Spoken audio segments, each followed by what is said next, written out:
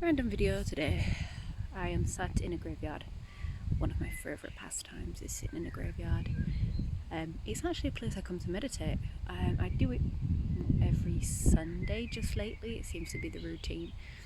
And it's something that absolutely chills me out. And I cannot explain it. I grew up with my nana telling me stories about spirits and how it runs in our family, about seeing them and being able to tell the future and stuff. And it's something that I've always been interested in, but feared judgment. And this is my point I want to talk about, is the fear of judgment. The reason why it took so long for me to enter into this world and resist, one of the reasons why I resisted meditation, is judgment. I know we say that we don't care, but the more you protest, generally it's the more you actually care. And when it comes to this kind of stuff, it's something that we don't want to be seen as crazy for. Certainly I don't want to be seen as crazy for. You'd be surprised how often people give you weird looks when you say, like, yeah, I do believe there is something beyond what we can see. And it boggles the mind. But I get it, because at the same time, I was one of those that could only believe what they saw. It was the same for religion. It all went under the same category. If I can't see it, or it's just a story from a book, then it is just that. And we concern ourselves so much with judgment of others because we want to make sure, like, the reason we are concerned with judgment of others is because we don't want to be cast out, because when we're cast out, we're social creatures. We like to be with people. We hate being on our own. Studies have shown that actually being on our own kills us earlier. It's one of the greatest killers as well. It's no, that's not exactly something you want to say when you sat in a graveyard, but my point is we care far too much about judgment, and we are learned judgment. We are learned what's right and what's wrong within our society, because again, we don't want to be cast out, but those judgments come in layers. We have to break down the layers before we can able to do whatever we want to do. And it takes time. It does take time, because I'm 35. It took me to 35 to be able to get past the judgment of, I actually want to find out what my own spiritual way is, which is what you're all following me on.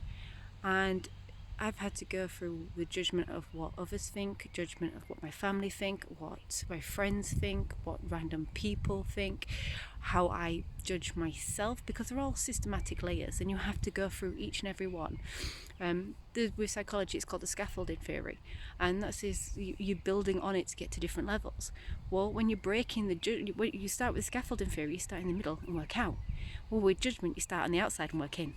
And it's not until you get to the last bit, which is you, which is where the meditation comes in and the change in your own thoughts and all that lot, that you're able to be able to go back to who you were when you was a child. Not be childish, childlike. I think there's a very big difference and people don't know this.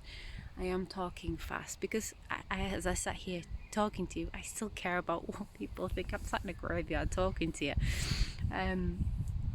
But it does, we have to break down the systematic layers of judgment, and they start on the outside and then they work in, because the hardest thing we can do is look at the judgment of ourselves.